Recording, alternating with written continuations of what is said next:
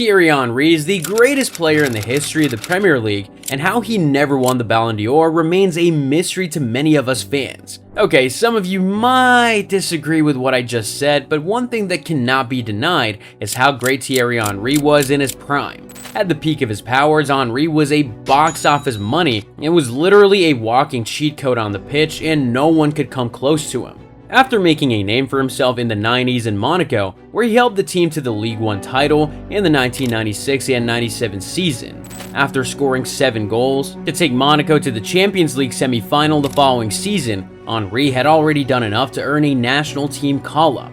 He went on to win the World Cup with France, finishing as the team's highest goal scorer despite his limited minutes on the pitch. Henry left Monaco in January 1999, moving to Serie A club Juventus for £10.5 million.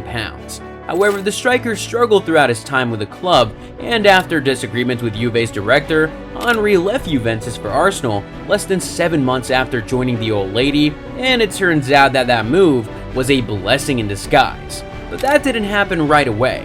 You see, Henry failed to score in his first 8 Premier League games, and admitted that he had to learn how to be a striker again, but once he found the back of the net, Henry became a different beast for the Gunners. In his 8 seasons with Arsenal, Henry scored 174 Premier League goals and 226 goals overall in 370 games. After spending most of his time playing on the wing at Monaco and Juventus, Henry was converted to a proper striker by Arsene Wenger, and the result was insane. Pairing up with the legendary Dutch veteran Dennis Bergkamp, Henry was Arsenal's biggest offensive threat in the early to mid-2000s. He could take the ball in the middle of the park and work up his way to the final third, dribble past opponents in a blink, and then finish off the move with skill and composure in front of the goal. Watching him opening his body up and then placing the ball into the bottom corner was something we never got tired of watching. And don't even get me started on those no-look passes. Henry was the perfect striker in his prime. Oh, which I should mention was from 2000 to 2006, give or take. He had the pace, elegant movement, finishing, positioning, dribbling, technique, free kicks, and long shots. Well, except in his aerial ability, which wasn't that great. We could literally count the number of goals he scored with his head without any hassle, but no one cared about that because he ticked every other box in terms of scoring. His other qualities more than made up for his relative lack of aerial effectiveness, because in reality, Henry could score any kind of goal: solo goals, thunderous shots, overhead kicks, curlers, flicks, volleys, whatever kind of goal you wanted. And the best part, he didn't just rely on supplies from the midfielders to score. The Frenchman was a magician in his own right, so he could make it happen all by himself with sensational solo goals if the midfielders weren't forthcoming.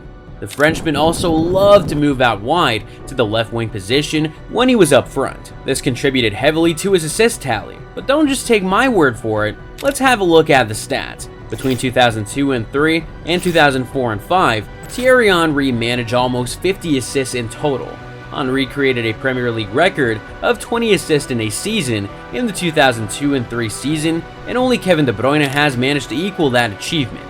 Given his versatility in operating both as a winger and a striker, prime Henry wasn't your usual out-and-out striker, which makes it all the more impressive to see that he was consistently one of Europe's most prolific strikers. Moving on to his goal-scoring exploits, here are some mind-blowing stats. Henry holds the record for the most consecutive 20-plus goal seasons, which he did in 5 straight seasons between 2001 and 2 and 2004 and 5. Only Sergio Aguero has managed to replicate that feat in the Premier League. He still holds the record for the most Premier League Golden Boot wins, doing so 4 times. The Frenchman remains the only player to both score and assist 20-plus goals in a season. This guy was literally the first world-class player in the EPL to combine both insane scoring ability with genius-level playmaking similar to Lionel Messi. Imagine a striker holding the record for the most assists. What in the world? Henry almost single-handedly won many games for Arsenal, and together with the likes of Dennis Bergkamp, Patrick Vieira, and Freddie Ljungberg, Henry led the Gunners to become the first team in more than a century to go an entire season unbeaten in the league. Henry finished the season as the highest goal scorer with 30 goals. I studied Henry's achievements in his prime, and compared to other world-class strikers, he was the best player in the country for half a decade. Henry scored 130 goals between 2001 to 2006. The Brazilian Ronaldo scored only 89 league goals during that period. Also, Henry had 29 Champions League goals compared to Ronaldo's 15. And he also had over half a century of assists, which was much more than R9. To be fair, post-injury Ronaldo was a different player from the beast of the late 90s. But the point is that when Thierry Henry was in his prime, there was hardly any player that you could compare with him, judging from both the stats and the eye test. He was truly the best. The Frenchman won 2 league titles, 2 FA Cups, and finished as Champions League runner-up with Arsenal. He made the PFA Team of the Year 6 times, and won the PFA Players Player of the Year back-to-back. He was also the Premier League Player of the Season on 2 occasions, and won dozens of other individual awards which we might not be able to go over. Henry also won the World Cup and European Championship with France, and was their record goal scorer with 51 goals until it was recently surpassed. He won the French Player of the Year award 5 times and smashed many other records. Henry finished as the Ballon d'Or runner-up in 2003 and finished 3rd in 2006. One could argue that only Zinedine Zidane and Ronaldinho prevented the Frenchman from being the best player in the world in his prime. Many fans feel like Henry might actually be underrated when it comes to talks about the best ever EPL player. They would rather have someone else like Alan Shearer, Frank Lampard, or Roy Keane ahead of Henry. But the truth remains that Henry's legacy extends outside just being Arsenal's record goal scorer. He is one of the greatest players we've ever witnessed in the Premier League, and definitely one of the best in the history of the sport.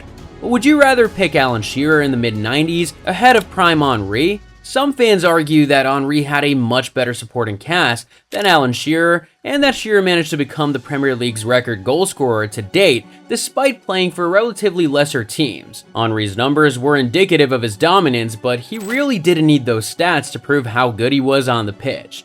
Just seeing his close control of the ball at full speed, his power, technical brilliance and creativity, positioning, and sheer desire to win made him an absolute joy to watch, and nothing can change that.